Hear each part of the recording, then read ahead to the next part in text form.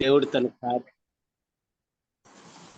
ఎంతోమంది దైవజనుల ద్వారా, ఎంతోమంది మరి దేవుని యొక్క ఆత్మీయుల ద్వారా దేవుడు మాట్లాడుతూ మరి ఆత్మీయంగా మనల్ని బలపరుస్తున్న దేవునికి మహిమ కలుగును గాక. ఆమేన్. ఇంకా లేట్ చేయకుండా మనము మరి వాక్య భాగంలోకి వెళ్ళాలని ఆశపడుతున్నాను. నా వాయిస్ క్లియర్ గా ఉంది కదండి? అప్పుడు బాగానే పడుతుంది. దేవుని ప్రియమైన వాళ్ళరా, మరి ఈ సమయంలో మన యొక్క వాక్య ధ్యానం కొరకై లోక రాసిన సువార్త 10వ అధ్యాయము, లోక రాసిన సువార్త 10వ అధ్యాయము, లోక రాసిన సువార్త 10వ అధ్యాయము, 10వ అధ్యాయము నుంచి చదువుకుంటాం. అటు తర్వాత ప్రభు ఒకటేనండి. అటు తర్వాత ప్రభు 70 మంది ఇతరులను నియమించి తాను వెళ్ళబోవు ప్రతి ఊరికి ప్రతి చోటికి తనకంటే ముందు ఇద్దరిద్దరుగా పంపెను. 10:30 అండి.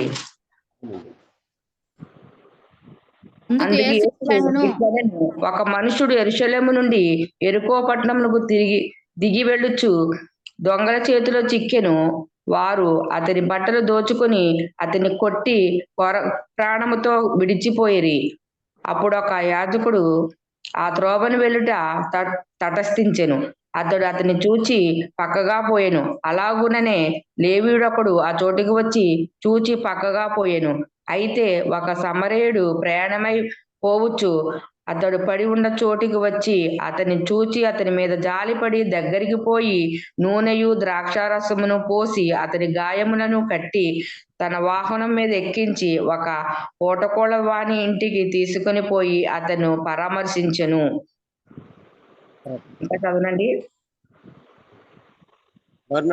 రెండు ధ్యానారములు తీసి ఆ పూటకోళ్ళవానికి ఇచ్చి ఇతన్ని పరామర్శించుము.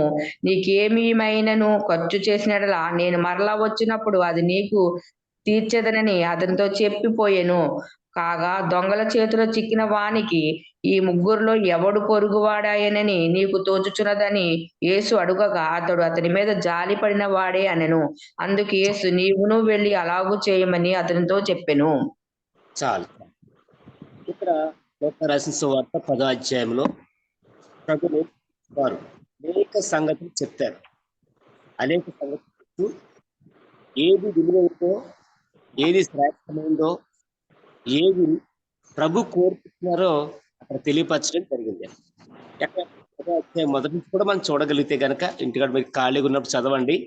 అక్కడ 70 మంది శిష్యుల్ని మరి దేవుడు అంటే 12 మంది కాకుండా మరి మరొక అక్కడ ఇతరులు అటు తర్వాత 70 మంది ఇతరులను గురించి తాను వెళ్ళబోవు ప్రతి ఊరికి ప్రతి చోటికి తనకంటే ముందు ఇద్దరిద్దరుగా పంపారు.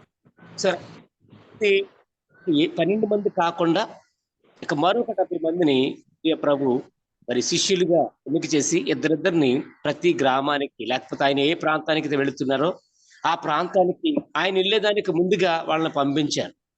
పంపించి మరి ఏ పనికి పంపించారు? ఆయన కొరకు ఒకవేళ భోజనం సిద్ధపరచడానిక, లేకపోతే ఆయన కొరకు ఏదైనా చందా భోజేయడానిక, లేకపోతే ఆయన కొరకు ఏదైనా కార్యం చేయడానిక అంటే కాదండి. దేని కొరకు అంటే మరి అక్కడ రాయబడి ఉంది ఒక మంచి మాట ఏంటంటే కోత విస్తారమే గాని రెండో వచనం ఉంటదండి. దానికంటే ముందుగా పంపినప్పుడు ఆయన వారితో ఇట్లను కోత విస్తారంగా ఉన్నది కానీ పనివారు కొద్ది మందియే. కాబట్టి కోత యజమాని తన కోతకు పనివారిని పంప వేడుకొనేడు. ఇక్కడ ఏంటంటే కోత విస్తారంగా ఉంది. ఏ కోత చూడండి, మనకి కోత అయిపోయిందిలే. ఇప్పుడు మరలా ఏంటండి మళ్ళీ నాట్లు అంటే ఉదాహరణకు మళ్ళీ విత్తనాలు వేసేటువంటి టైం ఇది కదా. అయితే కోత కాలంలో చూస్తే ఎక్కడ చూసిన పొలాలు మరి చక్కగా చేతికొచ్చేసి కనిపిస్తా ఉంటాయి. చాలా అద్భుతంగా ఉంటుంది ఆ దృశ్యం. ఆ విధంగా ఏమంటే ప్రతి యజమాని కూడా ఏం చేస్తూ ఉంటాడంటే కోతకు వచ్చేసినప్పుడు దాన్ని కొయ్యడానికి సకాలంలో దాన్ని తీసుకొచ్చి తన ఇంట్లో చేర్చుకోవడానికి పంటను మరి ఆయన ఎంతో ప్రయాసపడతాడు. అదే రీతిగా మరి యజమాని ఏంటంటే ప్రభు వారు కూడా మరి విస్తారమైనటువంటి కోత ఉంది భూమి మీద. ఆ కోతను చేయడానికి పనివారు లేరండి. ఒకవేళ పనివారు ఉన్నా నమ్మకమైన వారు లేరు. ఏమండి, ప్రభు యొక్క చిత్తాన్ని ఎరిగి ఆ చిత్తంలో కొనసాగే వారు ఉన్నారాయా అంటే లేరండి.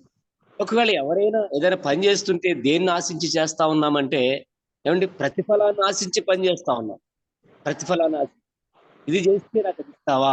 ముందే దేవుని దగ్గర కూడా చేస్తారంటే, ఏమండి ఏం పెట్టుకుంటున్నారు?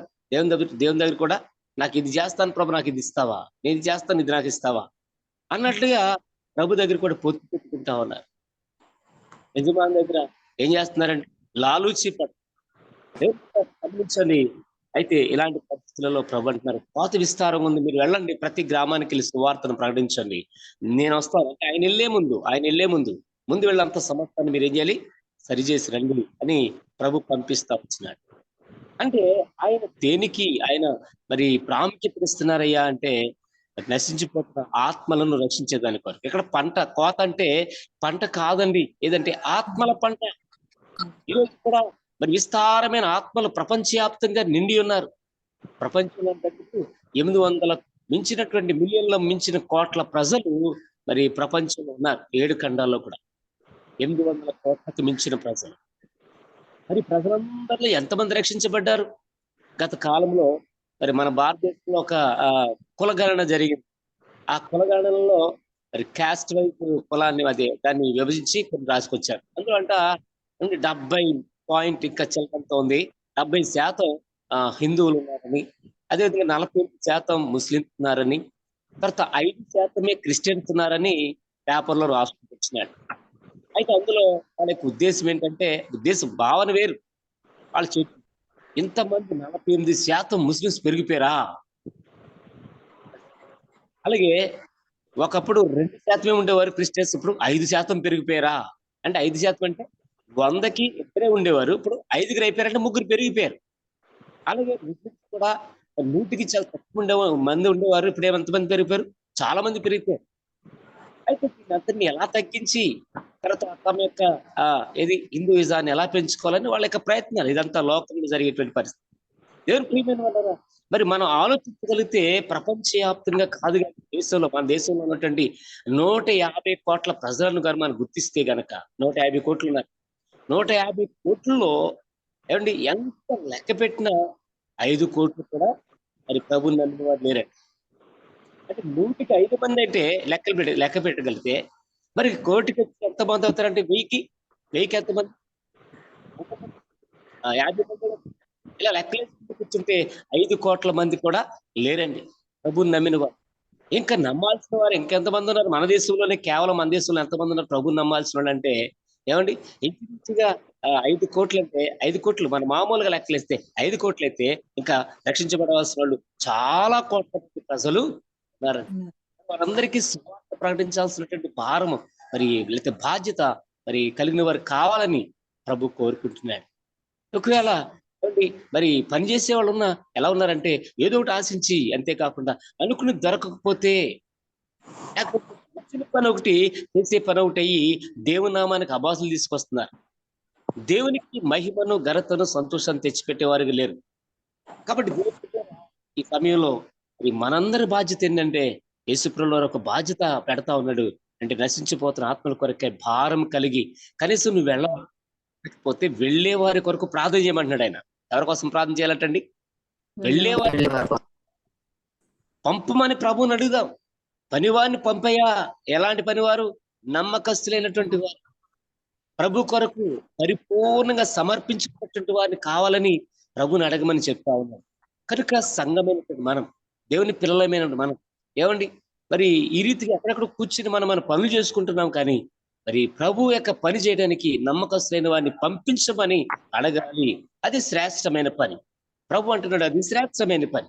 అలాగే మరి అలా చెప్పుకుంటూ చాలా విషయాలు మాట్లాడతా ఏమండి వారికి చెప్పిన తర్వాత ఎన్నో అద్భుతాలు, ఆశ్చర్యాలు, మహత్కార్యాలు జరిగిస్తూ వస్తూ అక్కడ కొరాజీన అంటే ఎన్నో అధ్యాయం అంటే 13వ అధ్యాయంలో కొరాజీన బేత్సైదా గురించి మాట్లాడుతుంటాడు. మీ మధ్య చేయబడినటువంటి అద్భుతాలు, ఆశ్చర్యాలు అదిగో ఎక్కడ తూర్పు దూర పట్టణాలు చేస్తే ఎంత బాగుండేది. లేక కొన్ని పట్టణాల గురించి, ప్రాంతాల గురించి ప్రభు మాట్లాడుతున్నాడు. ప్రభు యొక్క వాక్యంలో నేను శుక్రవారం కూడా బైబిల్ స్టడీలో మాట్లాడుతూ వచ్చాను. ఈ దైవ గ్రంథంలో ప్రతి ప్రాంతానికి ఒక ప్రాముఖ్యత ఉంది, ప్రతి పేరు ప్రాముఖ్యత ఉంది, ప్రతి వ్యక్తికి ఒక ప్రాముఖ్యత ఉంది. కాబట్టి ప్రతి జీవికి ఒక ప్రాముఖ్యత ఇచ్చాడు. అందుకని చాలా చక్కగా వాటి గురించి, క్షేమ గురించి కూడా చాలా స్పష్టంగా రాయించాడండి పరిశుద్ధాత్ముడు బైబిల్లో. ఏమంటే ప్రతి జీవి గురించి రాయించాడండి, మిడతల గురించి రాయించాడండి, పక్షుల గురించి రాయించాడండి, కాకుల గురించి అన్ని రకాల జంతువుల గురించి కూడా ప్రభు రాయించినాడంటే ప్రతి దానికి ఎంత ప్రాముఖ్యత ఇస్తున్నాడు కదండి. అయితే దేవుని బిడ్డలారా, ఇక్కడ ఒక ప్రాంతాల గురించి మాట్లాడుతూ కొరాజీన, బెత్సయిదా అంటే ఆ ప్రాంతాల్లో ప్రభు ఎంతో విస్తారమైన సేవ చేస్తున్నాడు. అంతేకాదండి, అక్కడ ఎన్నో అద్భుతాలు ఆశ్చర్యాలు చేసినా గానీ ఆ ప్రజలంట ప్రభునందు విశ్వాసం ఉంచలేదంట, ప్రభుకు లోబడలేదు, ప్రభు చిత్తాన్ని జరిగించట్లేదు. వెళ్తున్నారు, వాళ్ళ అవసరాలు తీర్చుకుంటున్నారు, వెళ్ళిపోతున్నారు. వెళ్తున్నారు, వాళ్ళకు ఉన్నటువంటి అక్కలు తీర్చుకుంటున్నారు, వెళ్ళిపోతున్నారు. వాళ్ళ కుంటోళ్ళు, నడ్డోళ్ళు, రకరకాల వాళ్ళు వస్తున్నారు, బాగుపడుతున్నారు, వెళ్ళిపోతున్నారు. కానీ ప్రభు కొరకు సాక్షాత్తుగా నిలబడట్లేదు. అలాగా అనేక సంగతులు మాట్లాడుకుంటూ వస్తూ ప్రభు ఏమండి మరి మాట్లాడుతూ వచ్చినప్పుడు ఒక వ్యక్తి ప్రభు దగ్గరికి వచ్చినాడు. ఎక్కడంటే 25 వచనంలో చూస్తే, ఇదిగో ఒకడు ధర్మశాస్త్ర ఉపదేశకుడు లేచి, బోధకుడా నేనేమి చేయవలెనని ఆయనను శోధించుచు అడిగాను. ఒక ఆయన వచ్చాడంట. ఎవరంటే ధర్మశాస్త్రోపదేశకుడు. అంటే ధర్మశాస్త్రాన్ని ఉపదేశించేవాడు. ఏమండి, ధర్మశాస్త్రం బోధించడం అంటే సామాన్య విషయం కాదండి. ఈరోజు బైబిల్ని ఎవరు పడితే వాళ్ళు బోధిస్తా ఉన్నారు, ఏది పడితే అది బోధిస్తా ఉన్నారు.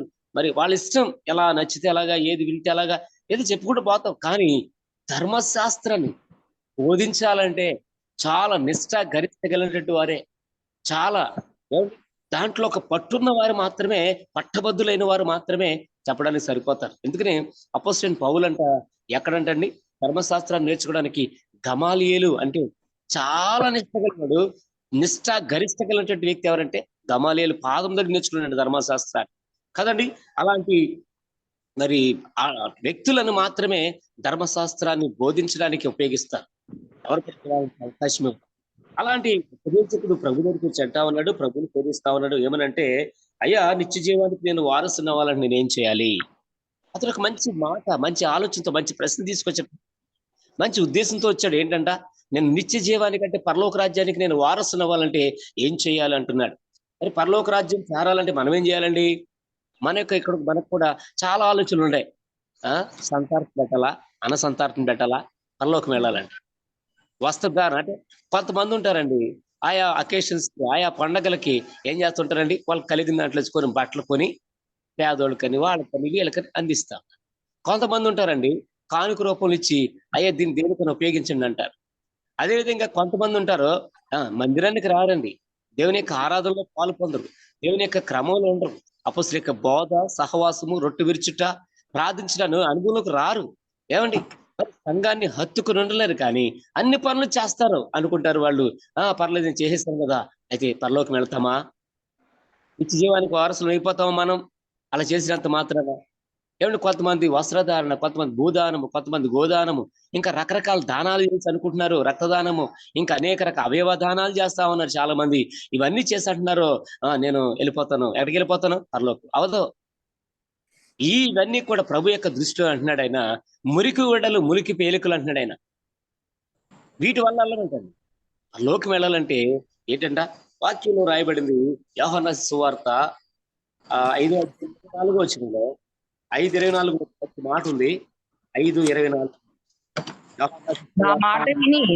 నా మాట విని పంపిన వాని యందు విశ్వాసించువాడు నిత్య జీవము గలవాడు, వాడు తీర్పులోనికి రాక మరణము నుండి జీవములోనికి దాటి ఉన్నాడని మీతో నిశ్చయముగా చెబుతున్నాను. చూసారండి, నా మాట విని నన్ను పంపిన వాని విశ్వాసించువాడు నిత్య జీవం గలవాడు, వాడు తీర్పులోనికి రాక మరణంలో నుండి జీవంలోనికి దాటి ఉన్నాడని నిశ్చయముగా చెప్పుచున్నాను కదండి.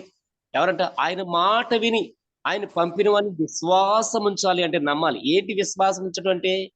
ఆయన నా కొరకే వచ్చాడని, నా కొరకే ఆయన 33.5 సంవత్సరాలు జీవించారని, నా కొరకే ఆయన సిలువను సహించారు, సిలువ మీద చంపబడ్డారని, సమాధి చేయబడ్డారని, సమాధిని గెలిచి తిరిగి లేచారని నమ్మాలి. అంతేకాదు, ఆ ప్రభు ఎందుకు వచ్చారయ్యా అంటే నన్ను రక్షించడానికి. ఎక్కడి నుంచి రక్షించడానికి? పాపం నుంచి, అపరాధం నుంచి నన్ను వెదక రక్షించడానికి లోకానికి వచ్చాడు. నా ఆత్మ నరకంలోనికి వెళ్లకుండా ఉండేదాని కొరకే ఆయన లోకానికి వచ్చాడని నమ్మాలి. ఆయన విశ్వాసం ఉంచాలి దేవుని ప్రియమైన వాళ్ళ. అంతేగాని ఏదో మనకు నచ్చినట్టుగా ఏదో చేసుకుంటూ వెళ్ళిపోతూ నేను పరలోకం వెళ్ళిపోతాను, నిత్య జీవానికి వెళ్ళిపోతానంటే అది సాధ్యము కాదు, ఇంపాసిబుల్. అది పాసిబుల్ కాదు. ఒకవేళ లోకంలో అనేక మంది రకరకాల ప్రలోభాలకు రకరకాల మరి వారికి ఉన్నటువంటి ఆశలు తీర్చుకోవడానికి ఒకవేళ ప్రలోభాలకు లొంగ తీస్తున్నారు నాకు తెలియదు, కానీ వాక్యం అయితే కరాఖండితంగా మాట్లాడుతుంది. మరొక సందర్భంలో కూడా ప్రభు యొక్క వాక్యం ఎవరు వెళ్తారు పరలోకం, లేకపోతే ఎవరిది పరలోకం అని అంటే ఒక మాట చెప్తాడు చూడండి. అదే యోహాను రాసిన సువార్త 6వ అధ్యాయము 54 నుంచి 54 నుంచి చదవండి. నా శరీరము తిని నా రక్తము త్రాగువాడే నిత్య జీవము గలవాడు, అంచదినమున నేను వానిని లేపుదును. చదవండి సిస్టర్ గారు. నా శరీరము నిజమైన ఆహారమును, నా రక్తము నిజమైన పానమై ఉన్నది. నా శరీరము తిని నా రక్తము త్రాగువాడు నా యందును, నేను వాని యందును నిలిచియుందును. జీవము గల తండ్రి నన్ను పంపెను గనక నేను తండ్రి మూలముగా జీవించుచున్నట్టే నన్ను తినివాడును నా మూలముగా జీవించును. ఇది పరలోకం నుండి దిగి వచ్చిన ఆహారము, పితరులు మన్నాను తినియు చనిపోయినట్లు కాదు. చాలు సిస్టర్. చూడండి, ఇక్కడ ఎవరంటే నిత్యజీవం గలవారు? ఆయన శరీర రక్తాలు తీసుకున్నవారే. రక్షించబడకుండా ఎంత కాలంగా ప్రభు సన్నిధికి వెళ్ళినా మరి ప్రార్థనకి వెళ్తూ ఉంటారు, పాటలు పాడుతూ ఉంటారు, అన్ని రకాల కార్యక్రమాలు చేస్తుంటారు, అన్నింట్లో ముందే ఉంటారు కాదంట్లా. కానీ దేవుని బిడ్డలారా, వీళ్ళందరూ పరలోకి వెళ్ళిపోతారా? వెళ్ళరండి. ఎవరు వెళ్తారు? నా శరీరం తిని ఎవరండి అర్హులు? ఎవరైతే యేసుక్రీస్తునందు విశ్వాసం ఉంచుతారో, ఏది విని? ఆయన మాట విని తండ్రి చేత పంపబడిన క్రీస్తు యేసు ప్రభు అని నమ్మి ఆయన విశ్వాసం ఇస్తేనంట మనం రక్షించబడతాం. దాని కొరకే మనం ఏం చేస్తున్నాము? సంఘంలో నీటి ద్వారా బాప్తిస్మ ఇస్తా ఉన్నాం. నీటి బాప్తిస్మ ద్వారా సాక్ష్యం ఇస్తా ఉన్నాం. అనేక మంది చెప్తారు, యేసునందు విశ్వాసం ఉంచినాను, ఆయన నా కొరకు ఈ లోకానికి వచ్చాడు, నా కొరకు ఆయన ఏం చేయబడ్డాడు? పంపబడ్డాడు. అంతేకాదు, నా కొరకు ఆయన ఆ సిలువనే మ్రాను మీద చంపబడ్డాడు, నా పాపముల కొరకై ఆయన సమాధి చేయబడ్డాడు, నా పాపముల నుంచి నన్ను విడిపించేదాని కొరకై, నాకు పునరుద్ధాన శక్తినిచ్చేదాని కొరకై సమాధిని గెలిచి తిరిగి లేచాడని మరి నమ్మాలి, మన హృదయంలో అంగీకరించాలి. అంతేకాదు, ప్రభు పరలోకం వెళ్ళారు, నా కొరకు నిత్య జీవాన్ని సిద్ధపరుస్తూ వచ్చినారు, అంతేకాదు తిరిగి రాబోతున్నాడు, నన్ను తీసుకెళ్తాడు, నమ్మాలండి. నమ్మటం అంటే ఆచామాసిగా కాదండి. ఆయన మంచోడే, అందరు చెప్తున్నారు. ప్రభు దగ్గర రానోళ్ళు కూడా చెప్తారు, ఆయన కూడా చాలా మంచోడమ్మా అంటున్నారే తప్ప ఏమండి, ఆయన కూడా అంటున్నారే తప్ప ఏమండి, ఆయన మాత్రమే నమ్మలేకపోతున్నారు. ఆయనే నిత్య జీవపు మాటలు గలవాడని నమ్మలేకపోతున్నారు. ఆయన నిత్య జీవాన్ని ఇచ్చేటువంటి దేవుడని, దేవుని కుమారుడని, ఆయనే రక్షకుడని ఆయనను విశ్వసించలేకపోతున్నారు. ఒకవేళ ఈ యొక్క జూమ్ మీటింగ్ లో ఉన్నటువంటి మరి ఎవరైనప్పుడు కూడా ఒకవేళ మరి యేసు ప్రభువు అంటే కేవలం అద్భుతాలు, ఆశ్చర్యాలు, మహత్కార్యాలు చేసేవాడే కాదండి, నిత్య జీవాన్ని ఇచ్చాడు. కేవలం శరీర అవసరాలు తీర్చడానికే లోకానికి వచ్చింది, ఆ లోకం ఇవ్వడానికి వచ్చిన ఆయన యొక్క అజెండా, లేకపోతే ఆయన యొక్క అంతిమ ధ్యేయం ఏంటయ్యా అంటే గనక పరలోక రాజ్యానికి పాపిని తీసుకెళ్ళడానికి, తన రూపంలోనికి, తన పోలికలోనికి మనందరినీ మార్చడానికే ప్రభు ఈ లోకానికి వచ్చాడు తప్ప ఏమండి ఏదో ఈ లోకంలో గొప్ప రాజకీయవేత్తగానో లేకపోతే ఒక మంచి పేరు తెచ్చుకోవడానికో ఆయన ఈ లోకానికి రాలేదని దేవుని బిడ్డలారా గుర్తించండి. అందుకని మరి పరలోకంలోకి వెళ్ళాలంటే ఆయన శరీరం తినాలా, ఆయన రక్తం తినాలి.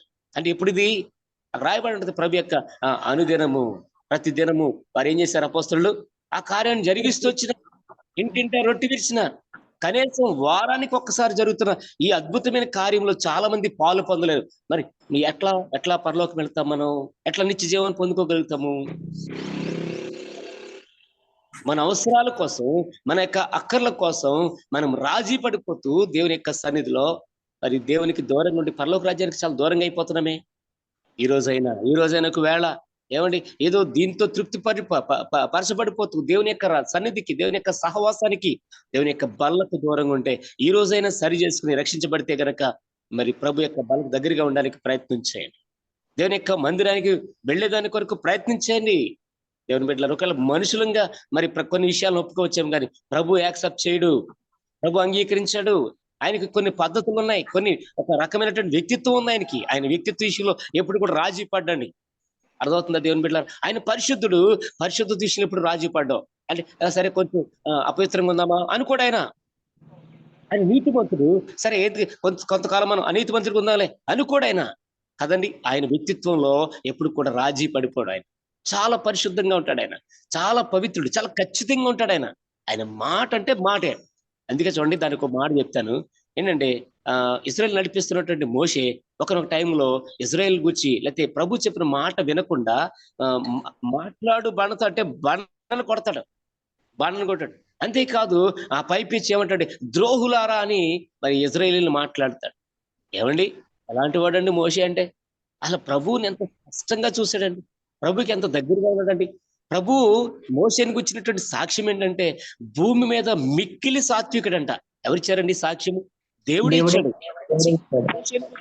మరి ఇంత సాత్వికుడు, దేవుని ముఖాముఖిగా చూసిన వాడు, అంతేకాదు దేవుడిచ్చినటువంటి ధర్మశాస్త్రాన్ని తీసుకొచ్చి మరి ఇగో లోకానికి అనుగ్రహించినటువంటి వాడు, అంతేకాదు సృష్టిని ప్రారంభంలో ఎట్లా వచ్చిందో సమస్తాన్ని చూడగలిగినట్టు అన్ని ఏంటి రాబోతున్న దినాల్లో క్రీస్తు ప్రభు రాబోతున్నటువంటి పరిస్థితుల గురించి కూడా ఆయన రాయగలిగినాడు. ఇవన్నీ రాసినటువంటి ఈయన, ఇవన్నీ చూడగలిగిన ఆయన ఎందుకని కణంలో చేరలేకపోయాడు తెలుసా? దేవుని బిడ్డలారా, దేవుడి మాట వినలేదు, దేవుడు చెప్పింది చేయలేదు. ఏం చేస్తే వచ్చాడు, నువ్వు మాట్లాడంటే కొట్టాడు. అది కొట్టడమే కాదు, రెండోది దేవుని ప్రజలను దూషించాడు. తద్వారా ఏమైపోయిందంట, ఆయన కణాలను దూరం నుంచి చూశాడు తప్ప దగ్గరికి వెళ్ళలేకపోయినాడు. అయితే అదే అనుభవంలో వస్తున్నటువంటి, అదే శిష్యత్వంలో, అదే గురువు గారి యొక్క అనుభవంలో శిష్యులుగా ఉన్నటువంటి యెహోషువ వెళ్ళాడు. చూసారా దేవుని బిడ్డలారా, గుర్తించండి. ఒకవేళ ఇంత భక్తి చేసి ఏంటంట ఇండియన్ కాల్ చచ్చాడంట ఒకడు, ఇంత బ్రతికి చచ్చాను అన్నట్టు.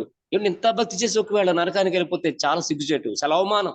కనుక దేవుని బిడ్డలారా, వాక్యాన్ని చదవడం కాదు, వాక్యాన్ని ఏం చేయాలి, మనం అనుసరించాలండి. ఆయన దేవుని బిడ్డలారా, నా ముందు ఇంకా కొన్ని మాటలు ఉన్నాయి. నేను చదివించిన బాగా ఒకటి ఇంకో మాట చెప్తున్నాను అనుకోవద్దు. ఈ అధ్యాయం అంతట్లో ప్రభు చాలా శ్రేష్టమైన విషయాల గురించి మాట్లాడుతున్నాడు. ఇలా నిత్య జీవానికి వచ్చినటువంటి విషయాలు అడిగాడు, కానీ పొందుకోకుండానే వెళ్ళిపోయాడు. అతని గురించి మనం చూస్తాం. దేవుని బిడ్డలారా, ప్రభుని శోధించడానికి వచ్చాడు. ప్రభుని ఏదో తన యొక్క అవసరానికి వాడుకోవడానికి అన్నట్టుగా వచ్చాడు తప్ప నిజముగా అతను ఆశతో వచ్చినట్టుగా కనిపించట్లేదు. సరే, అతను పక్కన పెడితే ప్రభు అతను ఒక మాట చెప్తా ఉంటాడు. ఏమని చెప్తున్నాడంటే, లోకారాసిన సువార్తలో, లోకారాసిన సువార్త 10వ అధ్యాయంలో ఏమంటాడంటే, మంచిది ధర్మశాస్త్రపు కూడా, అయితే నువ్వు నిత్య జీవాన్ని పొందాలంటే కనుక నువ్వేం చేయాలంట? 27వ వచనంలో అంటాడు చూడండి, 10:27లో, అతడు నీ దేవుడైన యెహోవాను నీ పూర్ణ హృదయముతోను, పూర్ణ మనసుతోను, నీ పూర్ణ శక్తితోను, నీ పూర్ణ వివేకముతోను ప్రేమింపబలిననియు, నిన్ను వలె నీ కుటుంబాన్ని ప్రేమింపబలిననియు రాయబడి ఉన్నదని చెప్పాను. అందుకు చాలు ఇది ధర్మశాస్త్రం ఉన్న సంగతుల గురించి చెప్పారు. ధర్మశాస్త్రం కూడా ఇదే మాట్లాడుతుంది. ఏమనంటే ప్రభువును ప్రేమించాలా? ఎవరిని ప్రేమించాలండి? అది ఎట్లా? సమస్య లేదండి. పూర్ణ హృదయంతోను, పూర్ణ మనసుతోను, పూర్ణ శక్తితోను, పూర్ణ వివేకంతో కూడా ప్రభువును సేవించాలి. అయితే మంచిదే. రెండోది ఏంటంటే, నిన్ను వలె. మనకి ఎన్ని ఆజ్ఞలు ఇచ్చాడు ప్రభు? 10 ఆజ్ఞలు. కానీ ప్రభు ఇక్కడికి వచ్చేసరికి ఎన్ని చేస్తున్నాడు? 2. ఎందుకంటే ఈ రెండింటిలోనే ఆ 10 ఆజ్ఞల్లో ఉన్నటువంటి విషయాలన్నీ కూడా క్రోడీకరించబడ్డాయి, లేకపోతే పొందుపరచబడ్డాయి.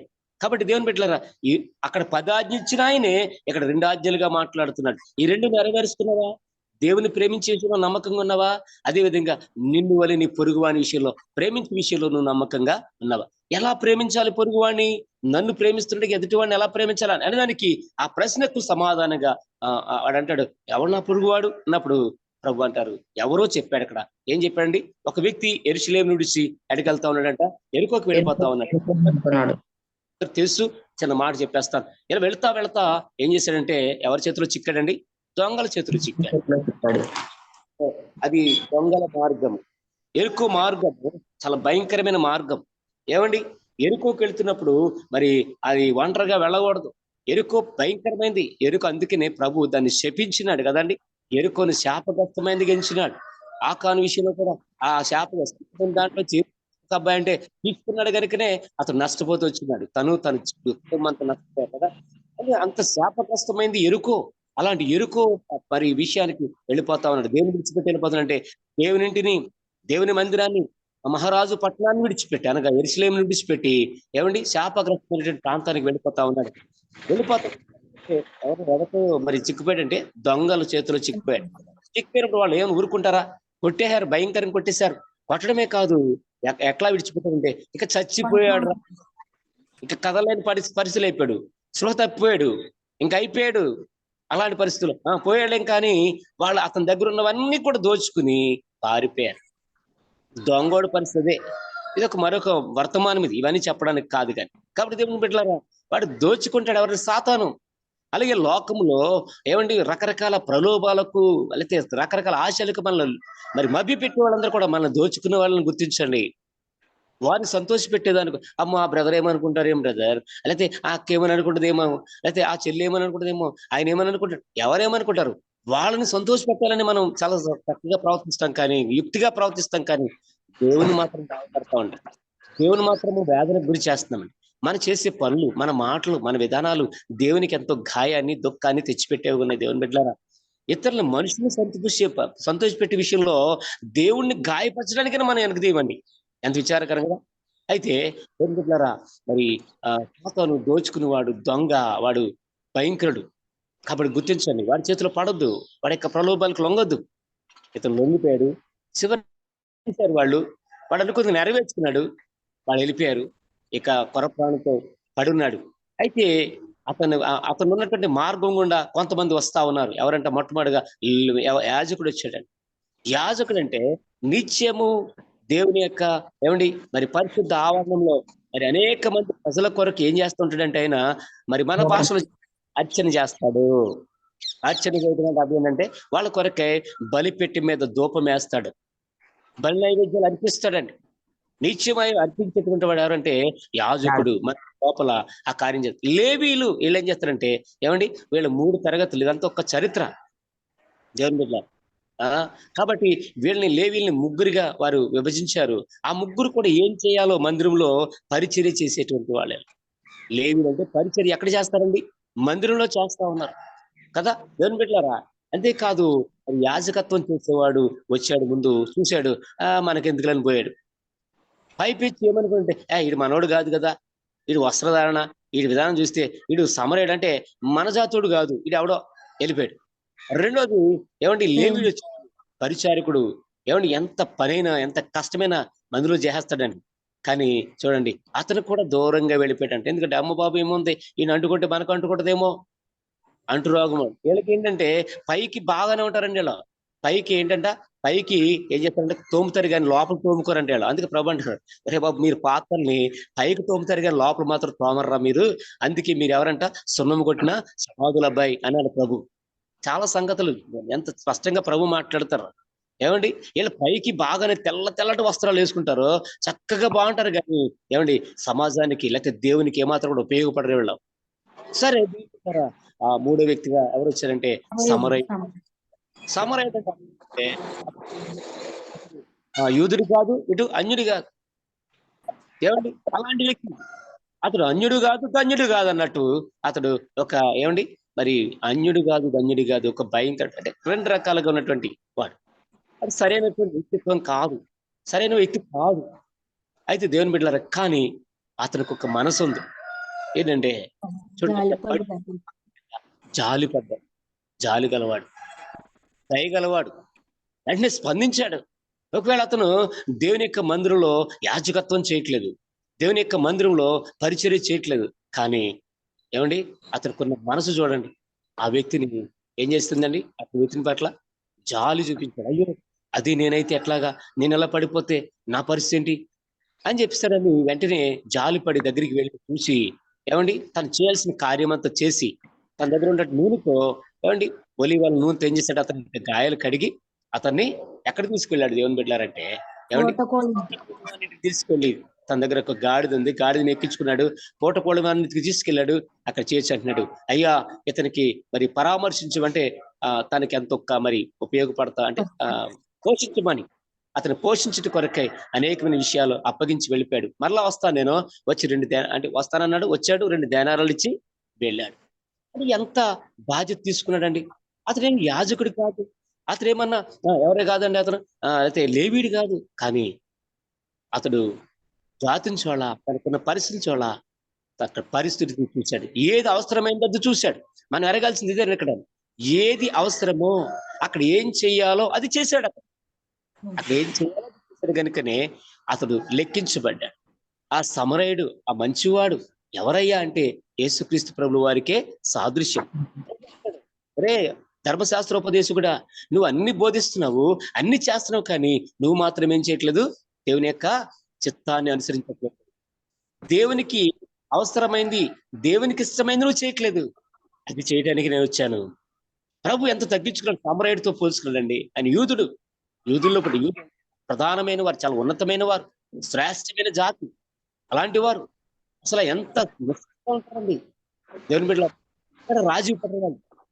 అలాంటి యూదులైనటువంటి, యూదుల్లో పుట్టిన ఆ ప్రభు ఎవరితో పోల్చుకున్నాడు? సమరయుల దగ్గర రానివారని, అంటరాని వాళ్ళగా చూస్తారని. అయినను ఆయన సమరయుడిగా నేను ఆ సమరయుడి స్థానంలోనే పని చేయడానికి నేను వచ్చాను ఇక్కడికి.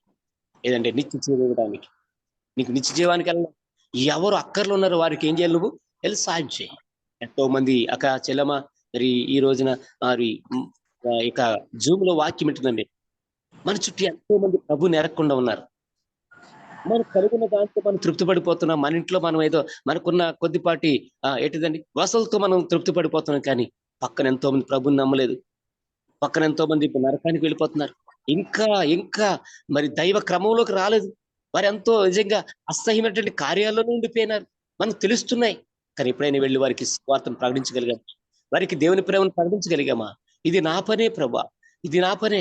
కోత విస్తారంగా ఉంది కానీ ఆ పని వారు తక్కువగా ఉన్నారు. అయితే కోతను నమ్మకంగా కోసేవారు కావాలని మనం ఏం చేయాలి? ప్రభుని అడగాలి. అయితే దేవుని బిడ్డలారా, మనకు వచ్చిన అవకాశాన్ని అవసరత ఉన్న వారి కొరకు, ఎంతో మంది మన చుట్టూ నశించిపోతున్న వారి కొరకు మనం వెళ్ళి సువార్తను ప్రకటించవలసిన వారు, వారి కొరకు ప్రార్థన చేయాల్సిన వారికి ఉన్నాం కదా దేవుని బిడ్డలారా. అదే విధంగా మరొక సందర్భం కూడా ఉంటుంది. కింద మీరు ఇంటికి వెళ్తా చదువుకుంటే మరియా మార్తల సందర్భం. మరియేమో విస్తారం పనులు పెట్టుకుంది, మార్తేమో ఏం పెట్టుకుందండి?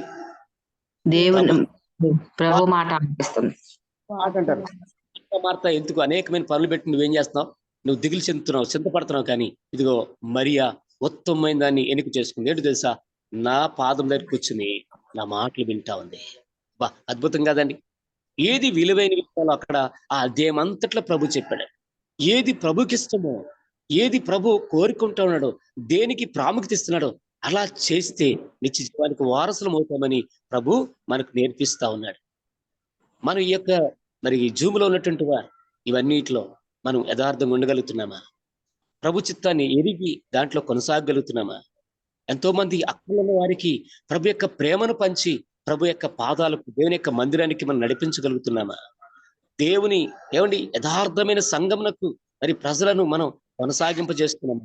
ఎక్కడికైతేనేమి వీడు మా జాతి కదా, వీడు మనోడే కదా, అయితే మనకు అది కాదు. ఒక వ్యక్తి వెళితే అక్కడ ఆపత్తి తీర్చబడుతుందా లేదా చూస్తున్నారు ఎప్పుడైనా? ఇతడు ఖచ్చితంగా ప్రభు యొక్క మరి నీతిని నేర్చుకుంటాడు అని మరి ఎరగలుగుతున్నారా? కాబట్టి దేవుని బిడ్డలారా, మరి దేవుని యొక్క రాజ్యానికి వెళ్ళాలంటే గనక ఇవన్నీ కుదరదు. దేవునికి ఏది ఇష్టమో అది జరిగిస్తేనే దేవునికి కుదురుతుంది. ఈ సందర్భంలో మనం కూడా ఎంతో మంది మరి పాప గాయముల చేత, డాగుల చేత పడి ఉన్నారు. పైకి బాగానే ఉన్నారు కానీ శారీరకంగా అంతరంగ పురుషుడు భయంకరంగా నరకానికి జోగాడుతున్నాడు. అలాంటి వారికి ప్రభు ప్రేమను పంచి ప్రభు కొరకు నడిపించు. పూట కూలవాని ఇల్లు అంటే ఇదంతా ఆత్మీయంగా చెప్పుకుంటే వేరే అర్థం. పూట కూలవాని ఇల్లు అంటే అర్థం ఏంటంటే దేవుని యొక్క మందిరమే, దేవుని యొక్క సహవాసమే. మనం వెళ్ళాలి, మనతో పాటు అనేక మందిని ప్రభు దగ్గర నడిపించాలి. అదే నేను సంఘంలో అడుగుతూ ఉంటాను, సంవత్సరానికి కనీసం ఒక్కరినైనా ప్రభు దగ్గర నడిపించగలవా అంటే చక్కగా చేతులు చూపించారు. కానీ ఒక్కరిని కూడా నడిపించలేని వాళ్ళు రావడానికే చాలా భారం. అదే కాదు దేవుని బిడ్డలారా, అవసరతలో ఉన్న వాని యొక్క అవసరత మనం తీర్చేటువంటి వారుగా, మంచి సమరైన వానిగా మనం ఉంటే నిత్య జీవానికి వారసులు ఎవరు? మనమే. కాబట్టి దేవుని బిడ్డలారా, ఈ రీతిగా మనం కూడా మరి మంచి సమరైన వాళ్ళే. ఎవరైతే అవసరాలు ఉన్నారో వారి యొక్క అవసరత మనం తీరుద్దాం, వారి అక్కర మనం తీరుద్దాం. ప్రభు మనకు ఆ విధంగా సహాయం చేయను గాక. ఆమె ఈ మాటలు మనకు దీవించను గాక. ఆమె స్తోత్రం. చక్కటి వాక్యం వివరించిన జయకుమార్ అయ్య గారికి వందనాలండి. చక్కగా వివరించారు. నిత్య జీవానికి వెళ్ళాలంటే మనం ఏమేమి చేయాలో వాటి గురించి, మరి దొంగల చేతులు చిక్కిన వాని దగ్గరికి ఎవరెవరు వచ్చి అలా చేశారో ఫస్ట్ గా యాజకుడు వచ్చాడు, కానీ యాజకుడు ఏం లేదంటే ప్రేమ లేదు. తర్వాత లేవీడు వచ్చాడు, లేవీడు కూడా ఈవిడ ఎందుకు లేని పట్టించుకోలేదు. తర్వాత సమరయుడు మరి పట్టించుకుని వాడిని ఎలాగైతే దగ్గరికి చేర్చాడో మరి చక్కటి వాక్యం వినిపించారు. మనం కూడా సమరయుడు లాగా ఎదుటి వారికి సహాయం చేయాలని, మరి పరలోకంలో చేరాలంటే మనం కూడా ఏమేమి పనులు చేయాలో చక్కగా వివరించిన విజయకుమార్ అయ్య గారికి వందనాలండి. వందనాలు. వాక్య నిమిత్తం ప్రార్థన చేసుకుందామండి. మన మధ్యన ఉన్న హైదరాబాబు గారు వందనాలమ్మా. వాక్య మంచి వర్తమానం అందించారు అయ్యగారు. చాలా వందనాలండి అయ్యగారు. వందనాలండి. వాక్యం నిమిత్తం చిన్న ప్రార్థన చేసుకుందాం. మహాపరిశుద్ధుడు నా రాజేశయ్య, మీకు వందనాలు, స్తోత్రాలు తండ్రి. మీ ఘనమైన నామానికి స్తుతులు స్తోత్రాలు చెల్లించుకున్నాం ప్రభువా. అయ్యా ఉదయకాల సమయంలో తండ్రి నాయన ఇంతవరకు తండ్రి నడిపించి మీరు ఆయన కృప చూపించారు. మీకు వందనాలు స్తోత్రాలు తండ్రి. వాక్యము ద్వారాగా తండ్రి అయా అనేకమైన అద్భుతాలు, ఆ వాక్యం ద్వారాగా తండ్రి నాయన అనేక విషయాలు తెలుసుకోవడానికి తండ్రి మాకు గొప్ప భాగ్యాన్ని ఇచ్చారు. మీకు వందనాలు స్తోత్రాలు తండ్రి. ఈరోజు జరిగిన కార్యక్రమంలో తండ్రి మీరున్నారు తండ్రి. మీకు వందనాలు స్తోత్రాలు తండ్రి. అయా వాక్యము ద్వారాగా తండ్రి నాతో మాట్లాడారు తండ్రి నాయన. అయా వాక్యము ద్వారాగా మా అందరితో మాట్లాడారు తండ్రి నాయన. ప్రభు యేసయ్య పరిశుద్ధాత్మదేవ అయా ఉన్న తండ్రి నాయన. అటు రీతిగా మేమందరం వాక్యానుసారంగా మేమందరము జీవించడానికి సహాయము చేయమని ప్రార్థన చేస్తున్నాం తండ్రి. ఇంతవరకు జరిగిన కార్యక్రమాల్లో మీరుండి నడిపించారు. అలాగే తండ్రి మేము చేసిన ప్రార్థనలన్నీ కూడా తండ్రి నాయన ప్రభువా జవాబు దయచేయమని ప్రార్థన చేస్తున్నాం. ప్రతిఫలం దయచేయమని ప్రార్థన చేస్తున్నాం తండ్రి. దీవించండి, ఆశీర్వదించండి, కృప చూపించండి తండ్రి. అయా ఇదిగో తండ్రి వాక్యము ద్వారాగా తండ్రి మాతో మాట్లాడారు.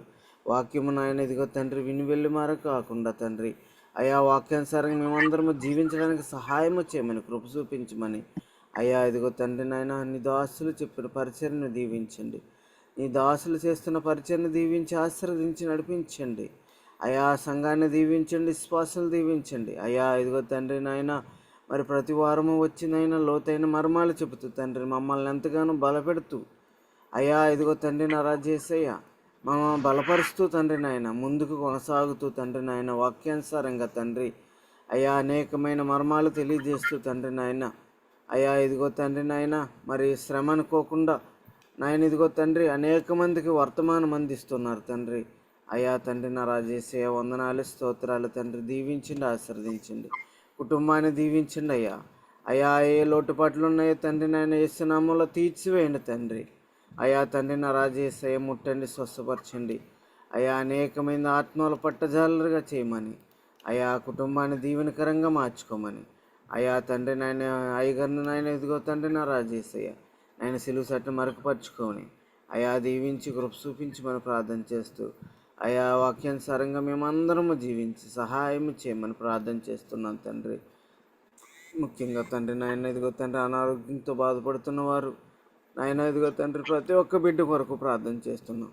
మీరే ముట్టి స్వస్థపరిచి కృప చూపించమని దయ చూపించమని తండ్రి నాయన మీ మహిమకరంగా మార్చుకుని తండ్రి నాయన మరొక దినాన్ని తండ్రి నాయన మరొక వర్తమానంతో మా ముందు నడిపించమని అయా ఇదిగో తండ్రి సిగ్నల్ విషయం నెట్వర్క్ విషయంలో తండ్రి నాయన ఇదిగో తండ్రి ఎటువంటి వాయిస్ బ్రేక్ అవ్వకుండా తండ్రి నాయన ముందుకు కొనసాగడానికి సహాయం చేయమని యేసు పరిశుద్ధ నామములో అడిగి వేడుకుంటున్నాం తండ్రి. ఆమేన్.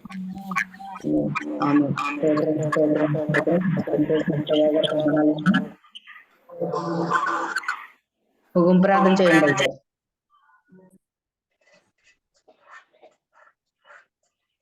హలో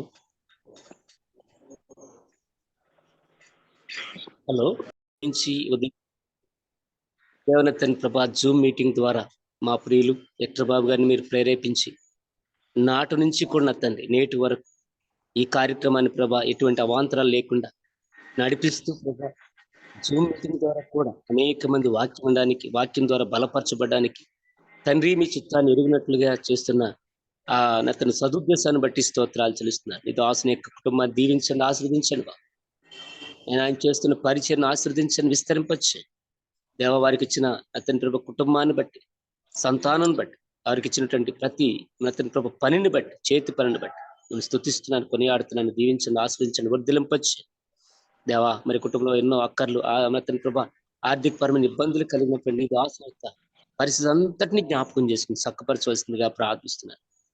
కృపను బంధునైనా తండ్రి ప్రభా తండ్రి మరి యొక్క జూమ్ మీటింగ్ ద్వారా వాక్యం అందిస్తూ ఎంతో మందిని బలపరుస్తున్న సేవకులను సేవకురాండ్లను జ్ఞాపకం చేసుకున్నాను.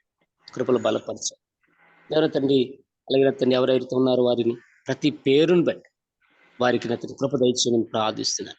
నేను కొంతమంది ఎన్నో అక్కర్లు ప్రభా చెప్పుకుంటూ వస్తున్నారు. తండ్రి వారి అక్కర్లన్నీ జ్ఞాపకం చేసుకున్నాను. ప్రభా నేను నీ మంచి సమరుడిగా ఈ లోకంలో ఎవరైతే అక్కర కలిగి ఉన్నారో వారు అక్కర తీర్చడానికి వచ్చినావు దేవా. అది శారీరకమైన ఆత్మీయమైన అక్కరైనా తీర్చే గొప్ప దేవుడు ప్రభా. నీకు స్తోత్రాలు చెల్లిస్తున్నాను. సహాయం చేయండి ప్రభా. నేనైనా మరి దీప్తి కొరకు ప్రార్థిస్తా ఉన్నా. అయ్యా మా ప్రార్థన బట్టి దేవుని తండ్రి ప్రభా బిడ్డ జ్ఞాపకం చేసుకున్నాను. కనికరించి చూపించండి బాబు. విజ్ఞాపం చేస్తా ఉన్నాం. దేవన తండ్రి కుమార్తె నా తండ్రి సంపూర్ణమైన విడుదల, సమాధానం, నెమ్మది నా తండ్రి ప్రభా అయ్యా ఆరోగ్యం దయచేయండి. లోపల తన గర్భం ఎదుగుతున్న శిశువు అన్ని విధాలుగా అనగా శారీరకంగా మానసికంగా తను రాబోతున్నారు ఆధ్యాత్మికంగా అది మంచిగా ఉండడానికి కావాల్సినటువంటి రీతిగా అవయవాలన్నీ చక్కగా ఎదిగినట్లు కృపనిమ్మని ప్రార్థిస్తున్నాను. దేవా బిడ్డకు కావాల్సిన సంపూర్ణ ఆరోగ్యం బలశక్తిని దయచేయండి. కృపతో నింపండి. మీరే మహిమ పొందమని ప్రార్థిస్తున్నాను. మీ చిత్తాన్ని సమస్యను అప్పగించుకుంటూ ముఖ్యంగా నా తండ్రి ప్రభా నేను మరి ఈ కార్యక్రమాన్ని ప్రభా చక్కగా భారం అనుకోకుండా 4 గంటలకి ప్రతి దినము లేచి నీ దాసురాలు ప్రభా సంజయ్ గారు మరి చేతడి ప్రభా ఎంత ప్రయాసపడుతుంది. దాసులు జ్ఞాపకం చేసి కనికరించి చూపించండి. ముఖ్యంగా వారి యొక్క మరి నేను అత్తయ్య గారి విషయంలో ప్రభా మీరు సహాయం చేయండి. ఆమె కూడా నేను ఎరిగిన వారే మరి కొంత శారీరక మరి నేను అనారోగ్యం వచ్చింది ప్రభా తన పెరాలసిస్ నుంచి విడిపించమని ప్రార్థిస్తాను. ఆరోగ్యం దయచేయండి, నెమ్మది అనుగ్రహించండి, సమాధానం దయచేయండి. మరి యొక్క మనల్ని కూడా జ్ఞాపకం చేసుకుంటా ఉన్నాం. సంపూర్ణమైన స్వస్థత సమాధానం దయచేయమని ప్రార్థిస్తున్నాం. దేవన తండ్రి అలాగే నా తండ్రి ప్రభానైనా మరి కళావతి గారు ఉన్నారు. ఇంకా నా తండ్రి ప్రభా చాలా మంది నా తండ్రి ప్రియమైన బిడ్డలు నా తండ్రి ప్రభా ఈ యొక్క నా తండ్రి జూమ్ మీటింగ్ లో ఉన్నారు. నాయన వారందరూ జ్ఞాపకం చేసుకోవాల్సిందిగా ప్రార్థిస్తున్నాను. సరోజ గారిని బట్టి, మురళీ గారిని బట్టి, దర్బాబు గారిని బట్టి, ఆయన నా తండ్రి ప్రభా అలాగే జమ్ము నా తండ్రి ప్రభా పాల్ విక్టర్ గారిని బట్టి ప్రార్థిస్తున్నాను. అలాగే నా తండ్రి రూబేన్ గారి కొరకు ప్రార్థిస్తున్నాను. సోహన్ రాజు గారి కొరకు ప్రార్థిస్తున్నాను. నేను ఇంకా కొంతమంది చాలా మంది రాలేకపోయినారు. వారందరిని బట్టి కూడా ప్రార్థిస్తున్నాను. సహాయం చేయండి దేవుని తండ్రి ప్రభా. వారికి సంపూర్ణ కృపనిమ్మని ప్రార్థిస్తున్నానయ్యా. వారి అవసరాలన్నీ తీర్చమని ప్రార్థిస్తున్నానయ్యా. జూమ్ మీటింగ్ ద్వారా జరిగే ప్రతి ప్రార్థన అనేక మంది జీవితాల అద్భుతాలు జరిగించును గాకని ప్రార్థిస్తుంది. నీకు అప్పగించుకుంటూ తండ్రి ఫలింపచేయమని మా రక్షకుడిని యేసుక్రీస్తు నామములో ప్రార్థించి స్తుతించి వేడుకుంటున్నాను తండ్రి. ఆమేన్. మన తండ్రి అయిన దేవుని యొక్క ప్రేమ, ఆయన కుమారుని యేసుక్రీస్తు ప్రభువు వారి యొక్క కృప, పరిశుద్ధాత్మ దేవుని యొక్క అన్యోన్య సహవాసము సమాధానం మనకును సర్వలోకున పరిశుద్ధులకును తోడై నడిపించును గాక. ఆమేన్.